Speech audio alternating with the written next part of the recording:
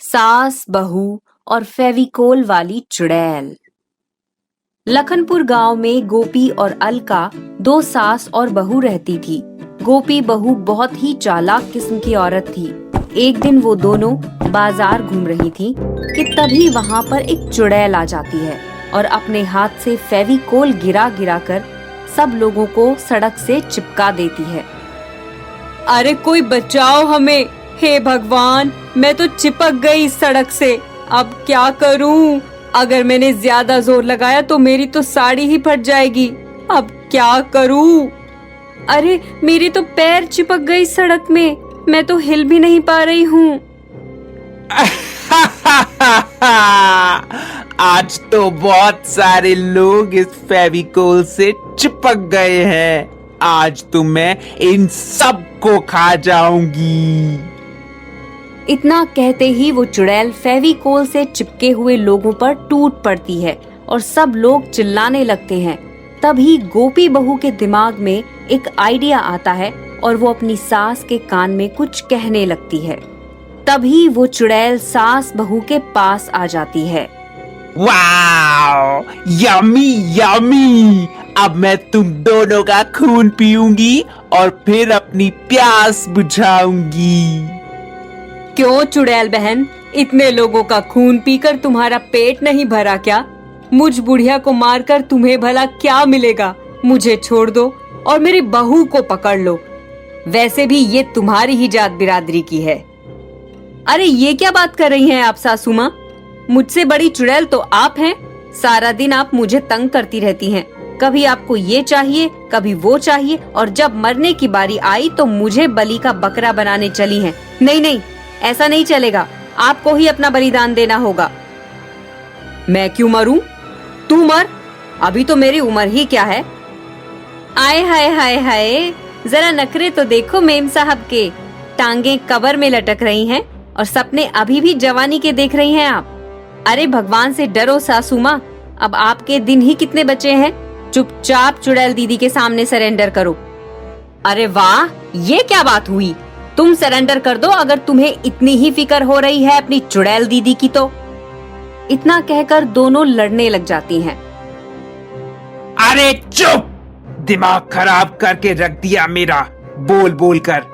अगर मुझे पहले ही मालूम होता कि तुम दोनों इतना दिमाग चाटोगी तो मैं कभी तुम्हें फेविकोल से चिपकाती ही नहीं। और तभी चुड़ैल अपनी शक्ति से उन दोनों को फेविकोल से आजाद करवा देती है। चलो भागो यहाँ से, और खबरदार अगर मुझे फिर से दिखाई दी तो कच्चा चबा जाऊंगी तुम दोनों को। चलो भागो। और वो दोनों सास बहू वहां से 9-2-11 हो जाती हैं। और तभी फेविकोल में फंसा हुआ एक आदमी चुड़ैल को बोलता है। अरे चुड़ैल दीदी। क्या है बे चतुर्मुर्ग? दीदी, वो दोनों आपको बेवकूफ बनाकर चली गईं। वो कोई लड़वड़ नहीं रही थी। वो सब तो उनकी चाल थी आपके चंगुल से बाहर निकलने के लिए। ये सब तुझे कैसे पता? अरे दीदी, मैं उनका पड़ोसी हूँ। वो गोपी बहू बहुत चालाक है, आपको उल्लू बनाकर निकल गई। चुड़ैल को गुस्सा आ जाता है। तुमने मुझे उल्लू कहा, अभी चखाती हूँ तुम्हें मजा। इतना कहते ही चुड़ैल उस आदमी की गर्दन उखाड़कर उसका खून पी जाती है। इन दोनों सास बहू ने मुझे बेवकूफ बनाया।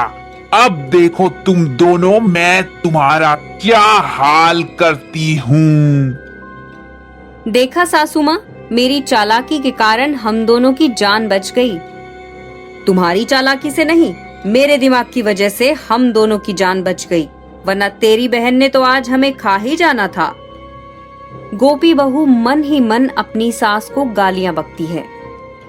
चुड़ैल कहीं की, किया धरा सब मैंने और नाम अपना बना रही है ये औरत। मजा आ जाता अगर वो चुड़ैल इसे सचमुच में खा जाती। रात को सब लोग सोए हुए होते हैं कि तभी फेविकोल वाली चुड़ैल आ जाती है और अलका को एक खींच के थप्पड़ मारती है। हाय राम, गोपी चुड़ैल, तेरी इतनी हिम्मत, तूने मुझे मारा। अब देख मैं तेरा क्या हाल करती हूँ। अरे ओ चश्मे बदूर, जरा चश्मा लगा कर देख कि तेरे सामने कौन आया है। जैसे ही अलका अपना चश्मा लगाती है तो सामने फेविकोल वाली चुड़ैल को देखकर चिल्लाने लगती है और उसकी चीखें सुनकर गोपी बहू उसके कमरे में आ जाती है और सामने चुड़ैल को खड़ा देखकर डर जाती है। चुड़ैल बहन, हम लोगों ने तुम्हारा क्या बिगाड़ा है? तुम क्यों हमें मारना चाहती हो? तुम लोगों ने मुझे सरे बाजार सबके सामने बेवकूफ बनाया, ये उसी का बदला है। अब तुम लोगों को मारकर तुम्हारा खून पीकर मैं अपना बदला पूरा करूंगी।